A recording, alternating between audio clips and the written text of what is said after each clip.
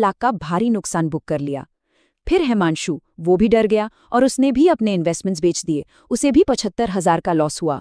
और राहुल, उसने कुछ नहीं किया, वो बस इन्वेस्टेड रहा और अपनी एसआईपी चालू रखी, और यही उसका सबसे स्मार्ट मूव था।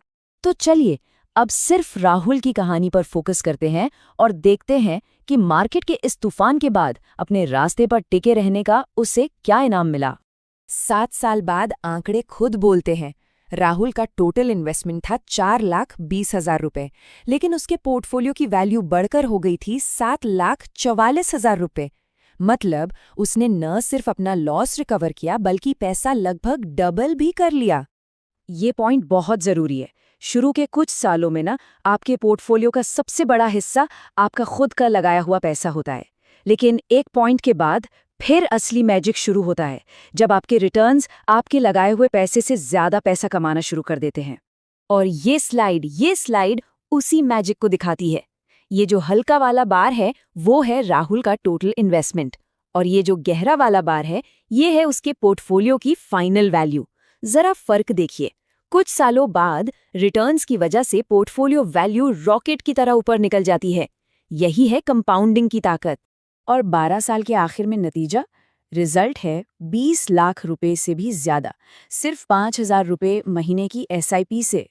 ये उसके धैर्य, उसके अनुशासन का सीधा फल था। तो राहुल की इस पूरी जर्नी का जो सबसे बड़ा लेसन है उसे हम एक सिंपल से रूल में समझ सकते हैं। इसे कहते हैं 7-3-2-1 रूल। तो ये रूल कहता क्या है? सिंपल है। पहला बेस बनाने में आपको शायद 7 साल लग जाए, लेकिन एक बार वो बेस बन गया तो उसे डबल होने में सिर्फ 3 और साल लगेंगे, और उसे ट्रिपल होने में सिर्फ 2 और साल। ऐसा इसलिए होता है क्योंकि आपका पैसा अब खुद आपके लिए बहुत तेजी से काम कर रहा होता है। और आखिर में कहानी हमें दिखाती है कि असल जिंदगी में इसका क्या असर हुआ। 30 साल की उम्र में राहुल के पास अपना बिजनेस शुरू करने के लिए कैपिटल है, वो फाइनेंशियली आज़ाद है, और उसके दोस्त वो लगभग वही खड़े हैं जहां से उन्होंने शुरू किया था, क्योंकि उन्होंने डर को अपने फैसलों पर हावी होने दिया। पर कहानी यहाँ खत्म नहीं होती।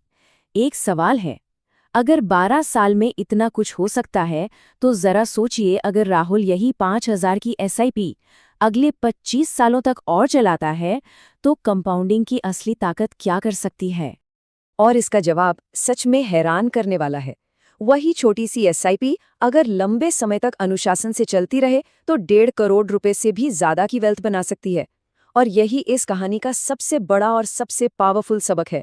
जब बात इन्वेस्टमेंट की हो तो टाइम और धैर्य, यही आपके सबसे